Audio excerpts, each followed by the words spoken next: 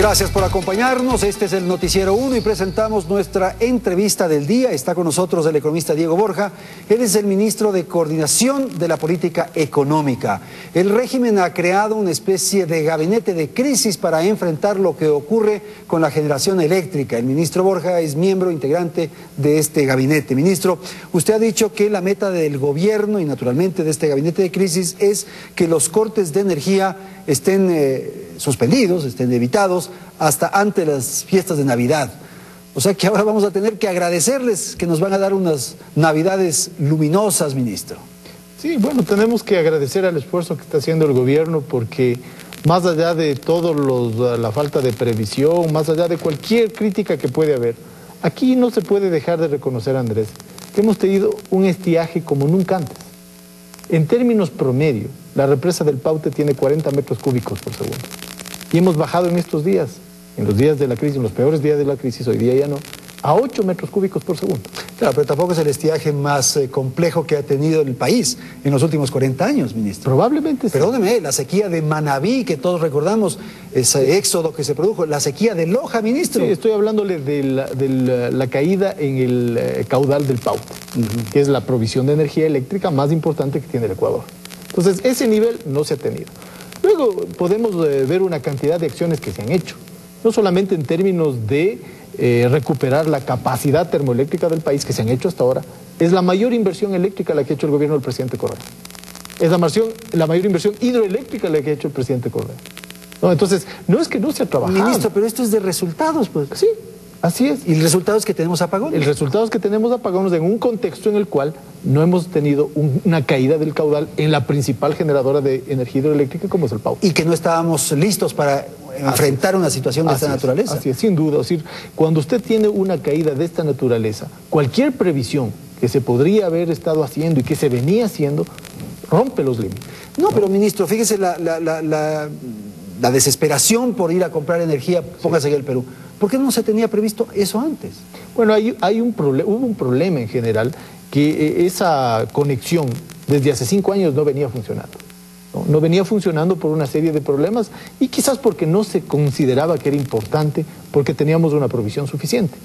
La buena noticia es que precisamente en el gabinete de crisis, en el lapso de 2 días, con una acción muy contundente del canciller de la República, mía misma y del ministro de Electricidad, logramos esta interconexión. Pero eso se podía haber hecho antes. Se podía haber hecho, pero ya le estoy diciendo que no se lo podría haber considerado quizás en ese contexto anterior por los problemas que tenía una necesidad. Lo del Perú, ¿cuánto significa? 1.200 megavatios hora día. Ya. Colombia también se está pensando ya en restablecer ese servicio. Tenemos ya hoy, he hablado hace unos minutos con el ministro de Electricidad, 3.800 megavatios hora día. Eso es lo que ofrece Colombia. Entonces, entre Perú y Colombia ya estamos en los 5.000, casi 5.000 megavatios hora día. ¿La barcaza esta cuánto genera? Son 2.400 megavatios hora día. Ya. Entonces, y el déficit que teníamos era de 7.000 más o menos. Ahora, hay que considerar que en Navidad, y eso es normal, digámoslo así, sube la demanda de energía en aproximadamente 2.000 megavatios hora día con respecto al promedio, sobre todo en la tercera y cuarta semana. Entonces también nos estamos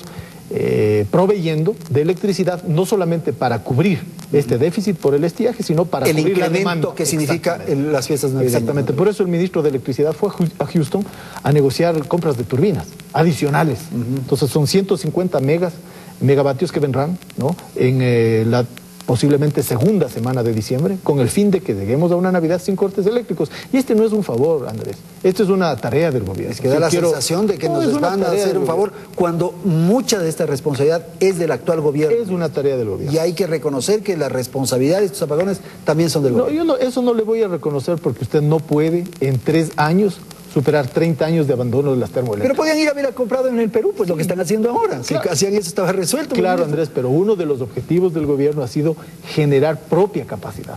¿Por qué? Porque la energía comprada es cara. ¿Cuál era la visión neoliberal? La visión neoliberal era no tener equipamiento propio, no tener infraestructura propia, destruir la capacidad de generación de energética propia para comprar. ¿No es cierto? ¿Qué ha venido haciendo el gobierno del presidente Correa? Comprar equipamiento para incluso modificar equipamiento de hace 30 años, ya en desuso, ya sin capacidad. Pero obviamente son inversiones gigantes. El otro día conversaba con gente técnica, yo no conozco del tema eléctrico. ¿Cuánto se requería para reparar el sistema interconectado, la transmisión? Porque con un mal sistema de transmisión hay grandes pérdidas, enormes pérdidas. Sí, 400 millones de dólares.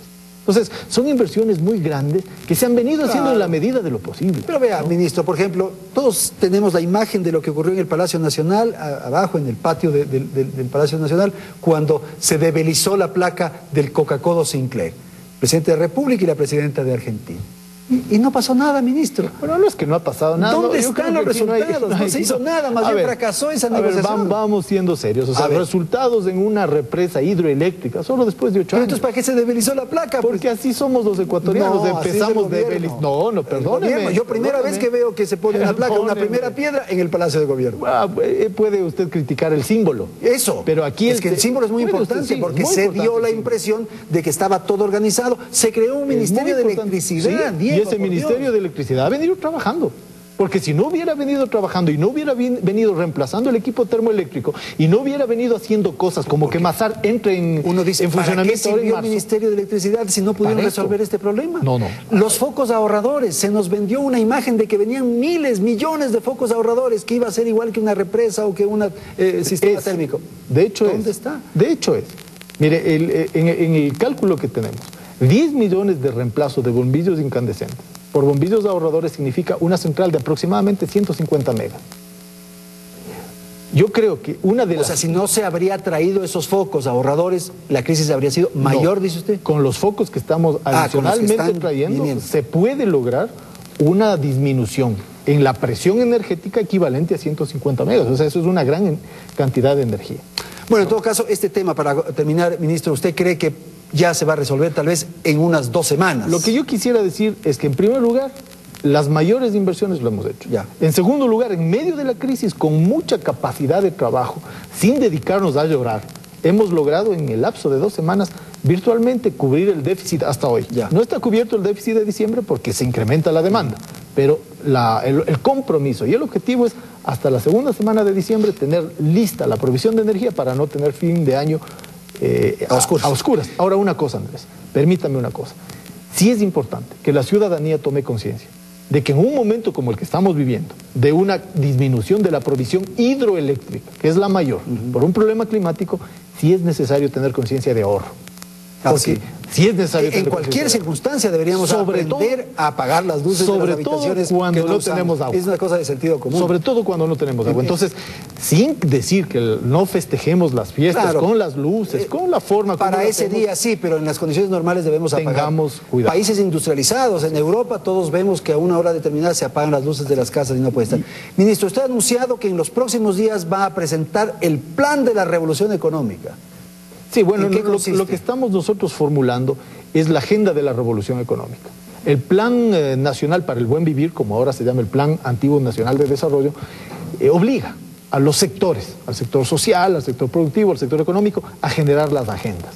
Nosotros estamos formulando la agenda de la revolución económica, que es una hoja de ruta de cuáles serán las grandes transformaciones en el área económica que la conocerá el presidente de la República a inicios de diciembre. No son paquetazos ni medidas de ese orden, sino más bien... Son medidas estructurales. Sí, propuestas, lineamientos, senderos por donde va a transitar el país. Medidas estructurales en distintas áreas que nos permitan realmente verificar que estamos en una revolución. Ministro, para concluir, ¿el déficit del presupuesto de la Proforma para el 2010 es manejable? Es manejable. ¿Son 5.000 millones? Son 4.000 millones aproximadamente. Y es porque hay déficit. Muy importante señalar. Hay déficit porque estamos invirtiendo. Si es que no construyéramos hospitales, escuelas, carreteras, centrales hidroeléctricas, etcétera, no habría déficit. Claro, pero estamos invirtiendo con plata que no hay. No, ¿cómo no? ¿Cómo va a financiar el presupuesto? Cuando usted se compra una casa, usted se compra la casa con plata que no tiene. Pero usted apuesta a tener un ingreso a lo largo del tiempo que le permite cubrir el crédito que ha hecho para su casa. Lo mismo hace el país. El país apunta a tener un ingreso a lo largo del tiempo para cubrir la inversión que va a hacer en escuelas, en hospitales, en seguridad, etc. Muy bien, ministro, muchísimas gracias por la información proporcionada esta noche. El ministro coordinador de la política económica, Diego Borja, aquí en el Noticiero 1 para referir fundamentalmente las tareas que lleva adelante el régimen para enfrentar la crisis de generación de electricidad.